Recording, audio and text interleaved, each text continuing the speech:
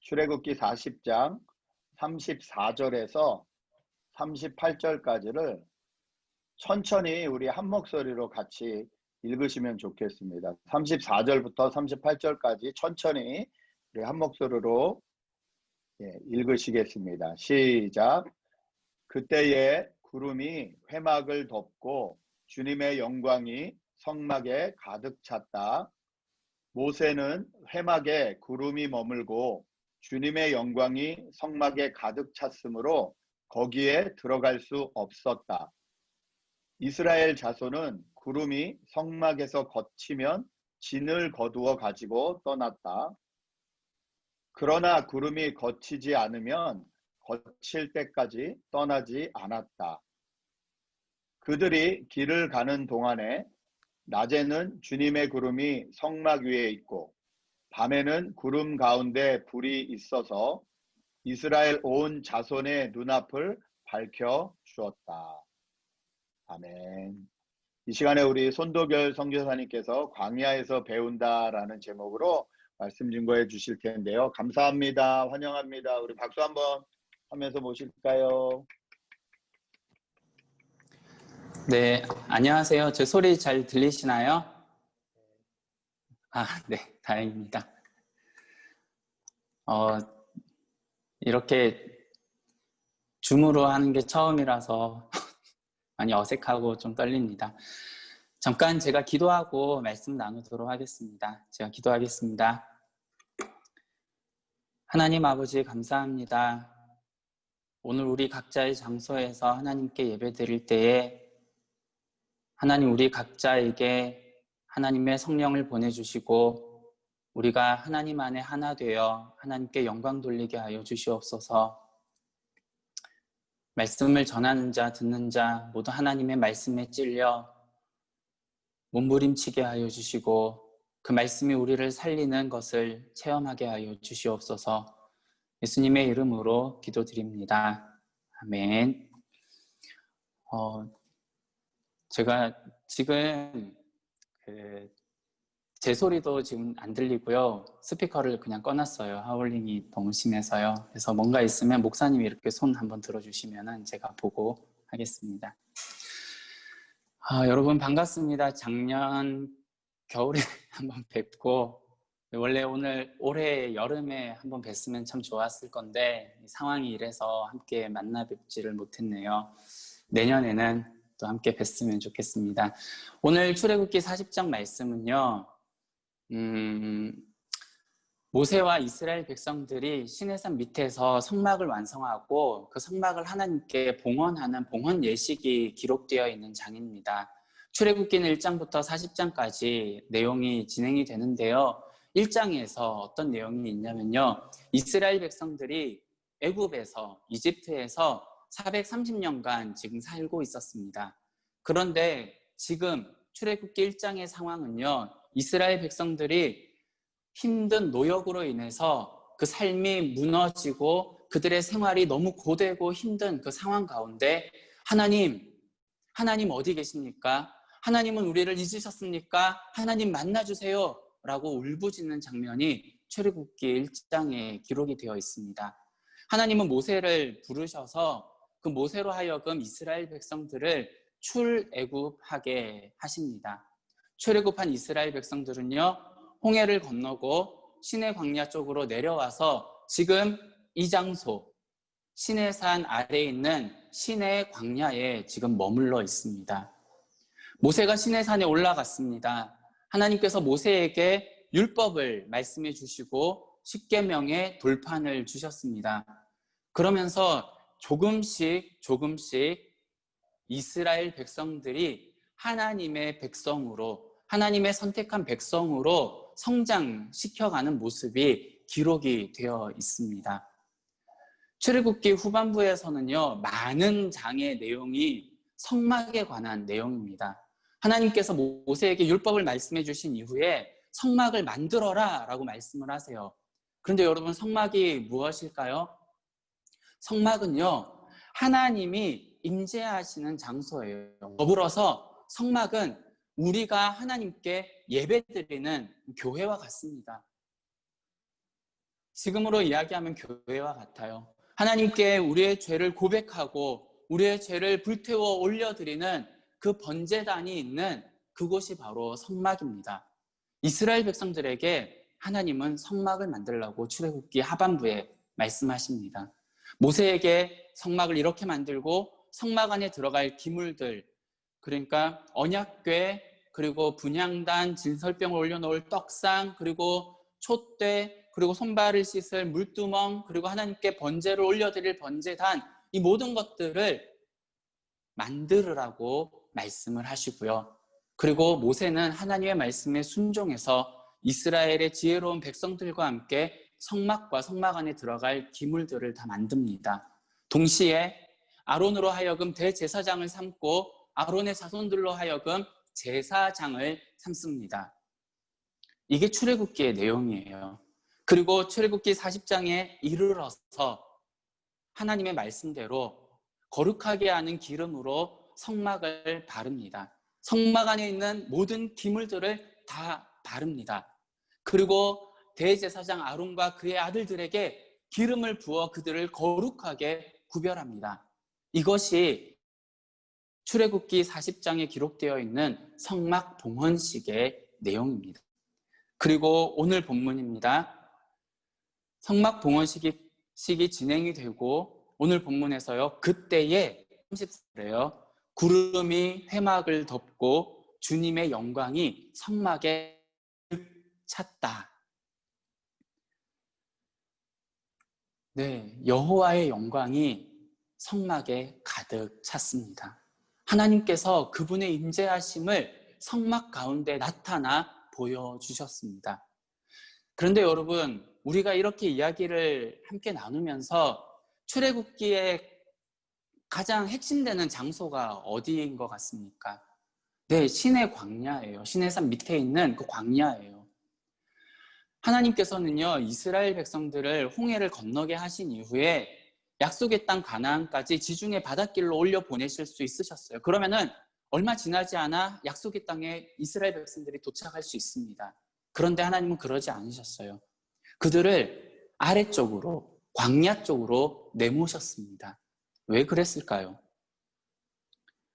그리고 오늘 본문에서 나와 있는 것처럼 앞으로 이스라엘 백성들은 가나안 땅을 정탐하고 또 불평불만하고 광야에서 40년을 보내게 되죠. 그리고 나서 여호수아로 하여금 가나안 땅으로 들어가게 되는 그 순간까지 하나님은요, 오늘 본문에 기록해 놓으신 구름 기둥과 불 기둥으로 24시간을 이스라엘 백성들과 함께 해 주셨습니다. 왜 그러셨을까요? 하나님은요, 이스라엘 백성들로 하여금요, 하나의 큰 민족을 이루게 하셨습니다. 그리고 하나님이 말씀하신 대로 아브라함에게 약속하셨던 대로 하나님의 택한 백성, 하나님의 선택한 그 백성을 만들어 주셨어요. 그런데 이 백성이 훈련이 되지 않은 거예요. 너무 연약하고 조금만 쳐도 그냥 무너질 것 같고 아주 조금만 어려운 일이 있어도 마음이 어려워서 하나님 나 못 일어나겠어요. 나 못 가겠어요. 이러는 백성인 거예요.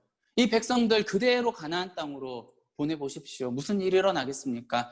무슨 믿음의 능력이 있는 백성이 되겠습니까? 이들을 훈련하기 위해 광야로 인도하신 거죠. 사랑하는 여러분, 그래서 우리는요, 우리 모두가 다 잘 아는 말 있잖아요. 광야 학교라고요. 한국에서 여러 단체들을 제가 봤는데요. 청소년들, 특히 청소년들, 청년들을 정말로 힘들게 영적으로 영성을 훈련하는 훈련하는 그런 곳들은요, 수련원들은 광야 학교라는 이름을 많이 쓰더라고요. 그래서 우리는 광야 학교 이렇게 하면은 좀 뭔가 힘들고 고되고 하지만 뭔가 배움의 보람이 있는 그런 곳으로 우리는 알고 있죠. 네, 우리의 인생도 마찬가지잖아요. 우리도 이런 표현 잘 쓰죠. 나는 지금 광야를 통과하고 있는 것 같아. 나는 지금 힘든 순간이야. 하나님이 나를 광야로 보내신 것 같아. 이런 표현들 쓰기는 하잖아요. 광야는요, 분명히 시련과 고난의 장소가 맞습니다. 광야에 가면은요, 물도 없어요. 풀 한 폭이 없어요. 그늘이 없어요. 조금이라도 편안하게 쉴 수 있는 그런 장소가 아니에요. 1분 1초라도 살아남기 위해서 애쓰고 애써야지 겨우겨우 살아남을 수 있을 것 같은 그런 장소예요. 그것마저도 시간이 오래 지나면 말라 죽어버리는 곳이 광야예요. 그런데 이 광야는요, 시련의 장소인가 동시에 하나님을 만나는 장소로 하나님이 사용하시는 곳이에요. 광야는 하나님을 만나는 장소이기도 합니다. 여러분, 모세가 어떻게 하나님을 만났습니까? 미디안 광야에서 양을 치다가 광야 서쪽 호렙산에서 불타는 떨기나무 가운데 나타나신 하나님의 영광을 만나지 않았습니까? 여러분, 엘리야는요, 하나님, 내가 죽을 것 같습니다. 그냥 죽여주십시오 하고 광야에 나갔다가 로뎀나무 아래에서 위로해 주시는 하나님을 만나고 힘을 얻지 않았습니까? 여러분, 예수님은요, 공생의 사역 3년 그것을 시작하시기 전에 광야로 나가셔서 하나님의 말씀 안에서 충분히 성령의 충만함, 은혜를 힘입어서 말씀으로 사단의 시험을 이기고 또 사역에 들어가지 않았습니까? 여러분, 세례 요한은요, 광야에서 외치는 자의 소리였습니다. 회개하라, 천국이 가까웠느니라. 여러분, 사도 바울은요, 예수 그리스도를 만나고 아라비아 광야로 나가서 3년 동안 그곳에서 하나님을 대면하며 하나님과의 깊은 교제의 시간을 나누지 않았습니까? 네, 광야는요, 어렵고 힘든 장소가 분명합니다. 정말로 힘든 곳이 맞아요. 그런데 그럼에도 불구하고 하나님은 그곳에서 만나 주십니다. 만나 주셔요. 그래서 하나님은요, 이스라엘 백성들을 광야로 내모셨습니다. 그리고 어떻게 만나 주셨죠? 시내산에서 우르르 쾅쾅 치는 우레 속에서, 번개 속에서, 불타는 연기 속에서 하나님의 영광이 나타나고 온 이스라엘 백성들에게 하나님의 율법을 말씀해 주지 않으셨습니까? 성경은요, 이렇게 기록하고 있습니다. 온 이스라엘 백성들이 하나님의 영광을 보고 두려워하며 모세에게, 이제는 모세 당신이 하나님과 이야기해서 우리에게 전달해 주십시오. 온 이스라엘 백성들을 하나님이 광야에서 그곳에서 만나주지 않으셨습니까? 여러분, 사람은요, 우리는요, 하나님을 만났을 때에만 진정한 변화를 이룰 수 있습니다. 진정한 변화가 나타납니다. 우리가 뭔가 잘 되고 평온하고 아주 좋은 날에 있을 때에 우리는 자아가 먼저 막 튀어 올라옵니다. 내가 잘해서, 내가 능력이 뛰어나고, 내가 수완이 좋고, 내가 말을 잘하고, 내가 능력이 좋고, 내가 이것저것 경험이 많고, 내가 결정을 잘해서 이래. 내가 막 그냥 쑥쑥쑥 올라옵니다. 이 순간에 있잖아요. 하나님 감사합니다. 이 모든 것이 하나님의 능력입니다라고 고백할 수 있는 사람, 정말 믿음의 사람이에요. 무슨 말이냐면은 별로 없다는 거예요. 이런 사람 별로 없습니다. 그래서 하나님은요, 우리를 광야로 내모셔요. 우리가 언제 많이 기도합니까? 우리가 언제 교회에 나가 제단 앞에 무릎 꿇고 펑펑 울며 하나님 만나 주십시오. 하나님 없으면 내가 1분 1초도 견딜 수 없습니다. 하나님, 내 마음이 뻥 뚫린 구멍 어떻게 해야 합니까? 이거 우리가 언제 부르짖죠? 우리가 광야 안에 있을 때에, 우리가 힘들고 고되고 아무것도 되지 않고 내 마음에 큰 낙심이 오고 모든 사람들이 나를 등지고 떠났을 때, 이때 우리가 하나님을 찾지 않습니까? 이때 우리가 하나님에게 만나달라고 간청하지 않습니까? 붙잡을 게 하나님밖에 없잖아요. 그래서 하나님은요, 광야로 내모시는 거예요.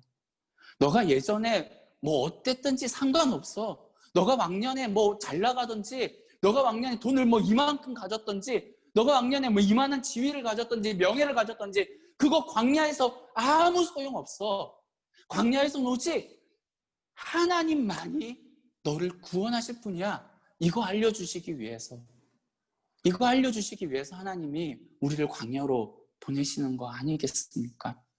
모든 것을 내려놓고 아무것도 없는 곳에서 하나님은 우리를 만나기 위해 우리를 광야로 내모시는 거예요. 하나님을 만난 사람은요, 정말 다릅니다. 정말 달라요. 여러분도 아시죠? 진짜 다릅니다. 제가 가끔씩 우리 성도님들, 특히 이제 우리 멕시칸 성도님들한테 하는 이야기가 있는데요. 여러분, 신앙생활은요, 연차로 하는 거 절대 아닙니다. 알고 계시죠? 뭐 몇 호봉, 뭐 10호봉, 20호봉, 나 신앙생활 40년 차야. 짬밥으로 하는 거 아닙니다. 신앙생활은요, 하나님을 만난 바로 그 사람이 그리스도인인 거예요.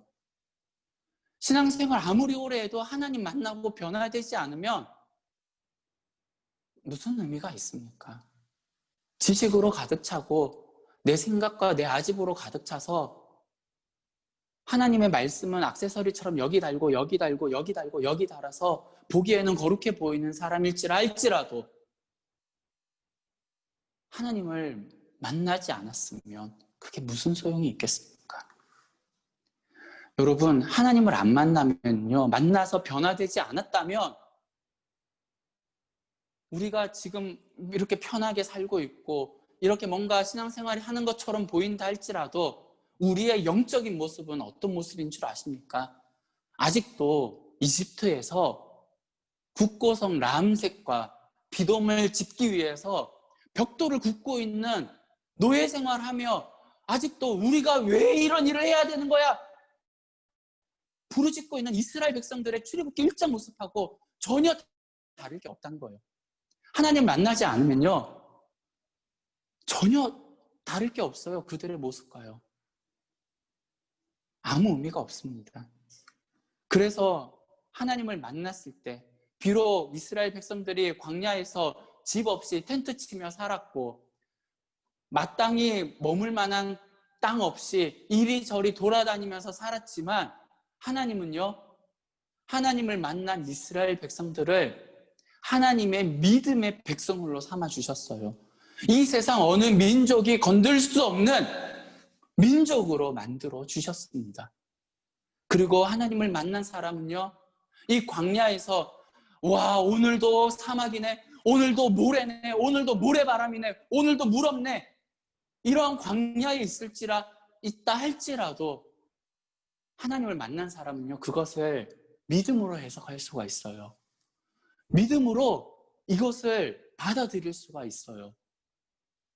세상과 다른 눈으로 이것을 바라볼 수 있게 되는 거예요. 하나님은요, 또 있습니다. 오늘 이 장소가요, 오늘 본문에 나와 있는 장소가 시내산 밑에 시내 광야예요. 그런데 이 장소에서 머물다가 오늘 마지막 절에 보면은 구름이 성막에서 떠오르면 이스라엘 백성들이 움직였더라 이렇게 나오잖아요. 이게 민수기 10장에서 이제 드디어 성막에 구름이 이렇게 붕 떠오릅니다. 그리고 민수기 10장까지 계속 같은 장소에서 있는 이야기예요, 이 이야기가. 그리고 이 사건이 있기 전에, 성막을 짓기 전, 이 시내산에서 율법을 받기 전에 직전에 무슨 사건이 있었냐면요, 르비딤이라는 곳에서, 이 시내 광야하고 가까운 곳이에요. 이곳에서 아말렉이 이스라엘 백성들을 갑자기 쳐들어왔어요. 이 아말렉과의 전투에서 모세가 기가 막힌 전략을 내세웁니다. 여호수아를 딱 불러요. 여호수아, 너는 가서 전쟁에 나갈 만한 사람을 데리고 나가서 아말렉과 싸워. 이게 모세의 전략이에요. 그냥 싸워. 그리고 모세는요, 아론과 훌을 데리고 산꼭대기에 올라가서 지팡이를 들고 두 손을 높이 듭니다. 모세의 손이 올라가 있는 동안에는 이스라엘 백성들이 전쟁에서 이기고요, 모세의 손이 지쳐 내려오면은 이스라엘 백성들이 아말렉에게 졌습니다. 아론과 훌이 모세의 두 손을 양팔을 받쳐서 이스라엘이 이기기까지 지탱했다는 것, 여러분들도 이거 들어보신 적 있으시죠? 네. 무엇을 의미합니까? 지금 이스라엘 백성들의 상태를 이야기하고 있는 거예요. 이 사람들이 무슨 여호수아가 전략을 잘 세워서 이긴 거 아니잖아요. 이 사람들이 전략, 전술, 무기가 좋아서 전쟁에서 이긴 거 절대 아니잖아요. 그저 모세가 하나님께 부르짖고 하나님 도와주세요. 하나님 없으면 우리 죽습니다. 그 들려진 손을 보시고 하나님께서 싸워주신 거잖아요. 네, 이스라엘 백성들은 오합지졸이에요. 아무것도 모르는 사람들이에요. 정말 약하고 약한 그런 사람들이에요. 지금 출애굽한 지 얼마 되지도 않았습니다. 오늘 성막 이거 만든 이 시점이요. 출애굽한 지 한 1년 정도 되는 시점이에요. 여전히 그들은요, 애굽의 문화에 찌들어 있습니다. 애굽에서 살았던 그 생각, 그 관습, 그 풍습, 문화, 그 모든 것들이 그대로 다 애굽 사람이에요. 몸만 이스라엘 사람이지 그 속은 전부 다 이집트 사람이에요. 그 아버지도 할아버지도 증조부도 조상들 대대로 이집트 땅에서 계속 살았습니다. 이집트 사람이에요. 하나님은 이들을 광야로 내모시면서 천천히 내가 너의 하나님이야. 너는 이집트의 백성이 아니라 나의 백성이야 라고 말씀해 주시기 위해서 그들을 광야로 모신 거예요. 너는 이집트에서의 그 모든 습관들 다 버려야 되지 않겠니? 여러분 지금 이스라엘 백성들이 어디 가고 있습니까? 어디로 가고 있습니까? 광야가 이스라엘 백성들의 목적지가 아닙니다. 그들은 광야는 통과하는 곳이에요. 그곳에서 머무는 곳이 아니라 광야는 통과하는 곳이에요. 어디가 목적지냐면 하나님께서 아브라함 때부터 약속해 주신 약속의 땅, 그 가나안 땅으로, 선조들의 무덤이 있는 그 가나안 땅으로 지금 가고 있는 거예요. 그런데 여러분, 이 가나안 땅 어떻게 들어가는 곳이죠? 무엇으로 들어가는 곳이죠? 여러분, 이후에 이스라엘 백성들이요, 이제 모세와 함께 모압 평지로 이릅니다. 그리고 요단강 건너편이죠. 그리고 그곳에서 이제 정탐꾼들을 보냅니다. 12명의 정탐꾼을 지파별로 뽑아서 이렇게 한 명씩 뽑아서 정탐꾼을 보내죠. 그 정탐꾼들이 갔다 와서 뭐라고 얘기합니까? 와, 가나안 땅에는요 거인이 삽니다. 가나안 땅은요 농사도 잘 되고 다 풍족해서 그 사람들 너무 편안하고 풍족하게 살며 무장도 제대로 하고 있습니다. 그들의 성은 두껍고 견고합니다. 우리는 그들 앞에 서면 메뚜기와 같습니다. 이렇게 고백을 합니다. 그때 여호수아와 갈렙이 어떻게 고백을 합니까? 울며 슬퍼하는 이스라엘 백성들 앞에서 여호수아와 갈렙만이 그 가나안 땅을 믿음의 눈으로 바라보고 하나님이 우리와 함께 하신다면 그들은 우리의 밥입니다 라고 이야기를 했어요. 여러분, 보통 밥은요 차려진 거 숟가락으로 떠먹으면 되는 거예요. 떠먹으면 되는 거예요. 하나님이 차려주신 밥이에요. 우리 가서 그냥 떠먹으면 됩니다. 이렇게 고백을 했어요. 그런데 어떻게 됐습니까? 10명의 정탐꾼의 그 믿음 없는 이야기를 듣고 이스라엘 백성들이 하나님을 원망하고 불평했잖아요. 믿음 없이 행동했잖아요. 네, 믿음 없이 행동한 사람들 광야 40년 생활하면서 다 죽었습니다. 가나안 땅은요 믿음으로 들어가는 곳이에요. 내 힘, 내 능력, 나의 전술, 전쟁을 잘해서 이렇게 들어가는 곳이 아니라 온전히 100%의 믿음으로 들어가는 곳이 가나안 땅입니다. 그래서 하나님은요 이스라엘 백성들로 하여금 광야에서 그 믿음을 쌓게끔 하신 거예요. 너희는 이집트 사람이 아니야. 너희는 나의 백성이야. 나의 사랑하는 자녀들이야. 이렇게 구름기둥과 불기둥으로 24시간 그들을 보호하시면서 그들과 동행하시고 그들을 인도하시면서 계속해서 말씀을 해주신 거예요. 여러분, 이스라엘 백성들은요 이집트에서 노예 생활을 하면서 이집트가 얼마나 대단한 나라라고 느꼈겠습니까? 그 시대 초강대국이었잖아요. 막 피라미드 쌓고 이만한 성 쌓고 막 전차 있고 얼마나 대단한 문명을 누렸던 이집트입니까? 비록 그들이 이스라엘 백성들이 그곳에서 노예 생활을 했다지만 잘 사는 나라에 붙어 있었잖아요.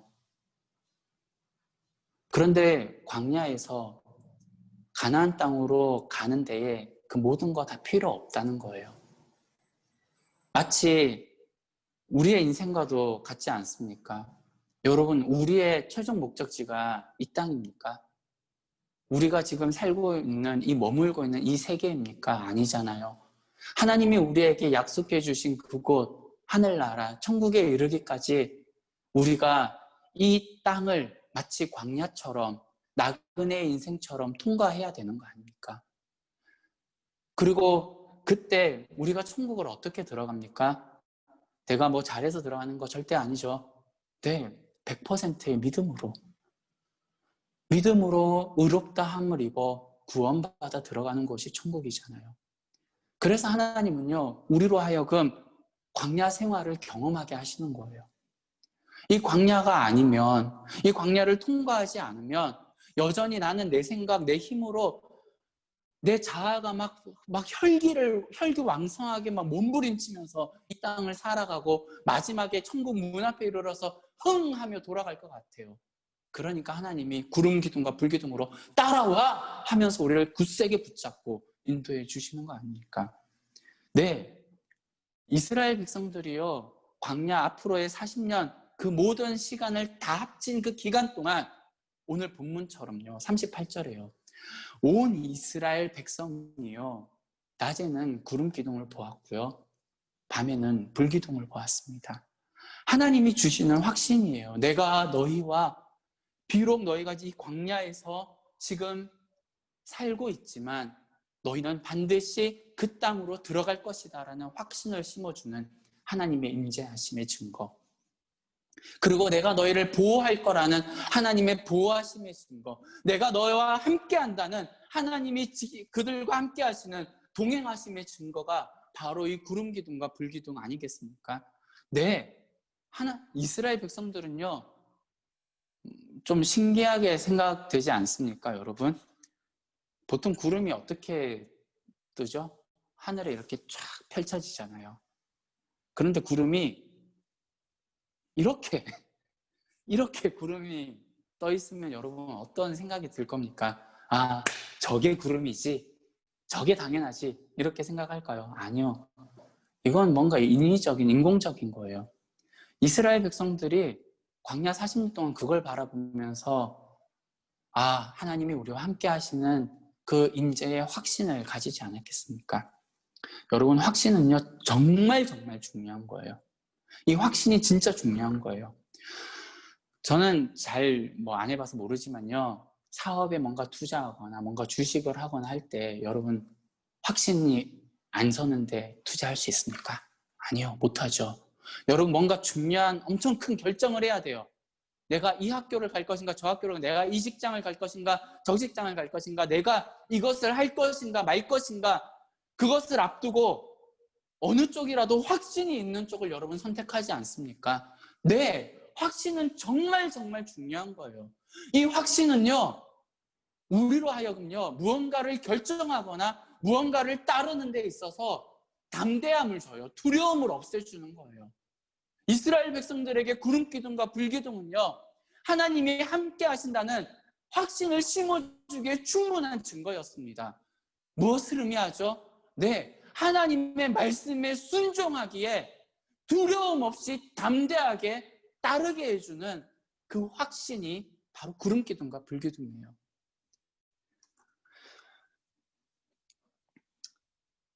여러분, 요셉의 저희 교회는요, 지금 이제 창세기 1장부터 이제 저번 주까지 출애굽기 40장을 각 장별로 정리해서 성경 공부를 온라인으로 하고 있거든요.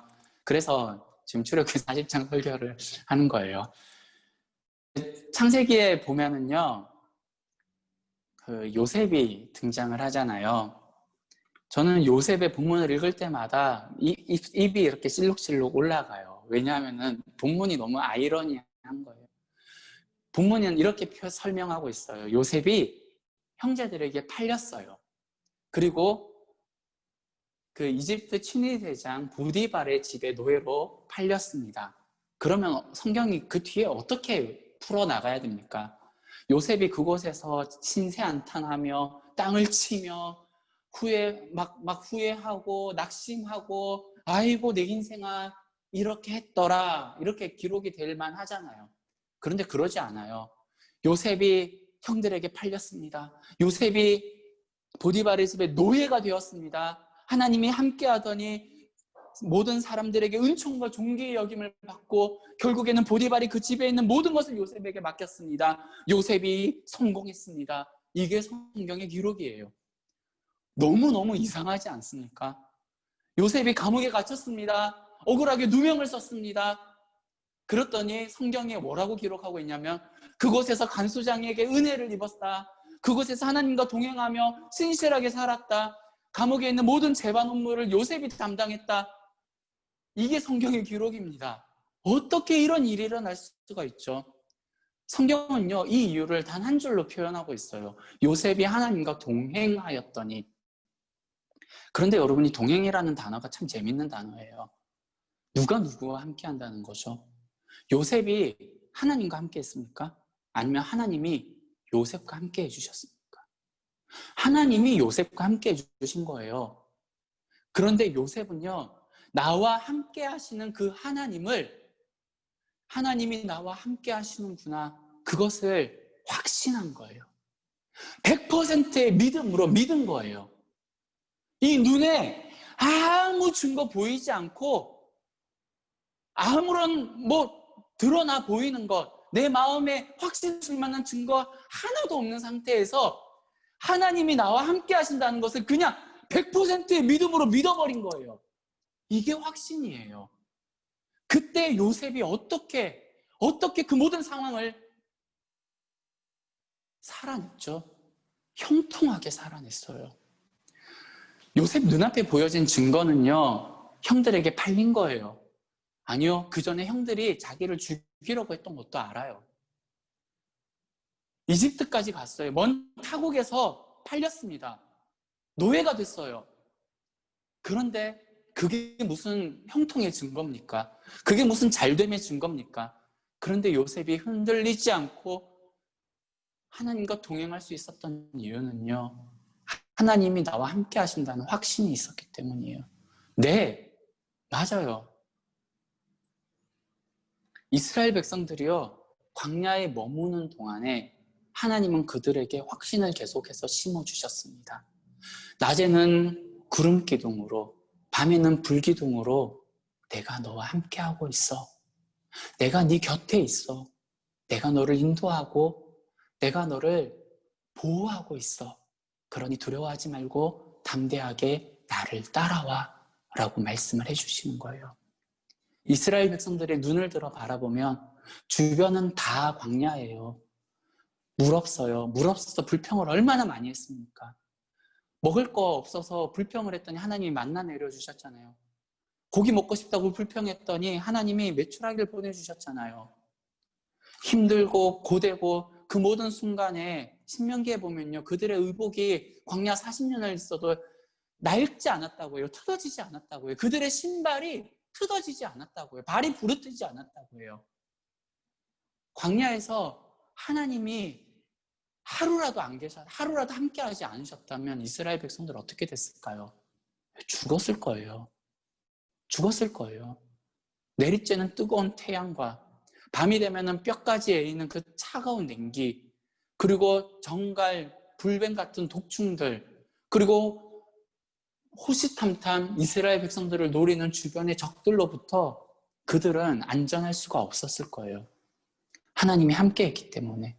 그리고 그것을 이스라엘 백성들이 확신하며, 오늘 성경을 보면은요, 이렇게 이야기합니다. 오늘 말씀을 보면요, 앞으로 이스라엘 백성들이 어떻게 움직였는지를 그대로 보여주고 있어요. 성막에 머물던 구름이 붕 뜹니다. 붕 뜨면요, 이것은 출발하라는 신호예요. 이스라엘 백성들이 텐트를 착 접고 천막을 다 접어서 딱 등에 입니다. 그리고 이거 저거 모든 가구들 이것 그릇들 이거 다 짊어지고 구름 따라서 이동하는 거예요. 하나님을 따라서. 그리고 구름이 탁 멈춥니다. 그러면 그곳에 그냥 두말 없이 다시 천막을 탁 치고 그곳에 진을 펼칩니다. 한 번은요, 한 달이 넘게 구름이 안 떠오르는 거예요. 이스라엘 백성들이 움직였을까요? 아니요, 안 움직였습니다. 한 번은요, 1년이 넘도록 구름이 그 자리에 계속 머물고 있는 거예요. 이스라엘 백성들이 움직였을까요? 아니요. 하나님이 움직이지 않으셨기 때문에 안 움직였습니다. 금송아지 사건이 출애굽기에 나오는데요. 모세가 시내산에 올라갑니다. 첫 번째로 돌판을 받고 내려올 때 밑에 있던 이스라엘 백성들은요, 모세가 안 오니까 우리를 애굽에서 인도해낸 그 사람 어디 갔어? 하면서 아론에게 우리가 따를 신을 만들어 달라고 합니다. 그래서 아론이 그들에게 금을 걷어서 금으로 금송아지를 만들고, 보라, 이것이 너희를 이집트에서 이끌어낸 여호와니라. 그 말에 온 이스라엘 백성들이 금송아지 앞에서 막 춤추고 노래하며 파티를 합니다. 모세가 내려와서 돌판을 확 깨버리죠. 그런데 모세보다 더 진노하신 분이 있어요. 하나님이에요, 하나님. 금송아지 사건 이후에 하나님이 모세를 불러서 이렇게 말씀을 하십니다. 모세야, 나는 이제 더 함께 못 가겠다. 내가 그냥 나의 천사를 그냥 보내서 가나안 땅으로 너희를 데리고 가게 하고 나는 그냥 여기에 있겠다. 나는 너희와 함께 따라가지 않겠다. 그냥 너 이스라엘 백성들 데리고 가. 나 없이 가. 이렇게 이야기를 해요. 동행을 포기하시겠다 말씀을 하시는 거예요. 그때 모세가 하나님께 벌벌 떨며 간청합니다. 하나님이 함께하지 않으면 우리 다 죽습니다. 우리는 하나님이 함께하지 않으면 아무 의미가 없는 민족입니다. 아무 힘이 없고 아무 능력 없고 존재의 가치가 없는 민족입니다.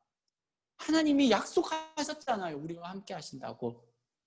네, 하나님이 함께 하지 않으면요, 광야 결코 통과할 수 없습니다. 약속의 땅까지 결코 갈 수 없습니다. 여러분, 우리가 아까 구름기둥과 불기둥이 무엇을 우리에게 준다고 했죠? 네, 확신을 줍니다. 그런데 이 확신이 있을 때 우리가 어떻게 되죠? 순종할 수 있는 담대함을 얻는다고 했죠. 여러분은 어떻습니까? 순종 쉽습니까? 순종이 쉽습니까?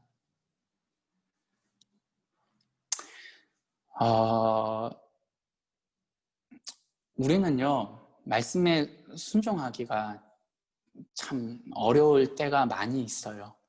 분명히 하나님 구름기둥 떠오르면 따라가면 되잖아요. 네, 따라가면 돼요. 구름기둥이 딱 멈추면 돼요. 저는 이게 참 쉬우면서도 또 동시에 어려운 순종이라고 생각을 했습니다. 왜냐하면요, 이스라엘 백성들이 메고 있던 텐트가 가벼운 게 아니었어요. 무거운 거였어요. 그들이 간편하게 들고 다닐 수 있는 짐이 아니라 한 보따리에서 이고 다녀야 됐던 그런 짐들이었습니다. 그것을 구름기둥 따라서 언제 출발하겠다, 내일 출발하겠다, 준비해라 이런 거 아니에요. 우리가 내일 도착한다, 준비해라 이런 거 아니에요. 그저 하나님이 멈추시면 멈추고 하나님이 움직이시면 따라가는 거였어요. 보기에는 쉽고 듣기에는 쉬운데 무거운 가죽 천막을 들고 무거운 천막을 칩니다. 밧줄을 잡아당기고 땅에 박고 이만한 말뚝을 땅에 팍팍 박아냅니다. 그리고는 아이고 이제 좀 쉬어야지 했는데 그 다음날 구름이 떠오릅니다. 이스라엘 백성들이 뭐? 구름이 떠올랐다고? 하면서 다시 말뚝을 뽑습니다. 밧줄을 맙니다. 무거운 천막을 주섬주섬 해가지고는 다시 등에 일머시고 가축들에게 싣고 또 이동합니다. 조금 이동했더니 또 멈춥니다. 뭐? 또 멈췄어?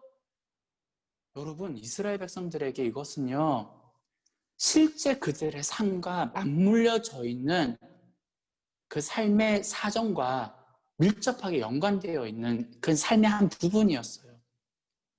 우리가 그냥 문장으로만 들으면 너무 쉬워요. 그런데 우리의 삶과 맞물리기 시작하잖아요. 우리의 상황과 하나님의 말씀이 이렇게 맞물리기 시작하면은 순종하기가 어려워져요. 순종이 어려워져요.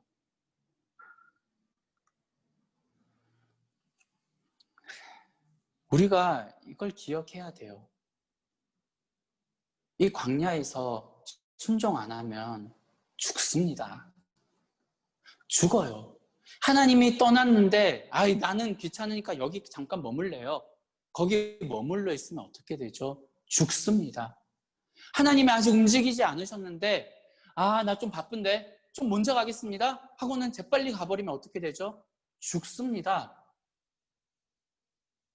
하나님이 광야로 내모신 이유가 그거잖아요. 100%의 순종으로, 믿음으로 하나님을 따르고 순종할 것을 요구하신 거잖아요.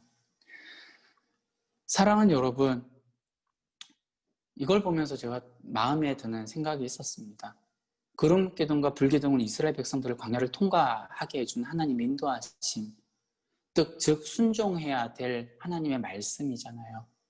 우리에게도 우리 인생의 최종 목적지가 있고 이 땅을 우리가 광야길, 나그네 길이라고 우리가 생각을 한다면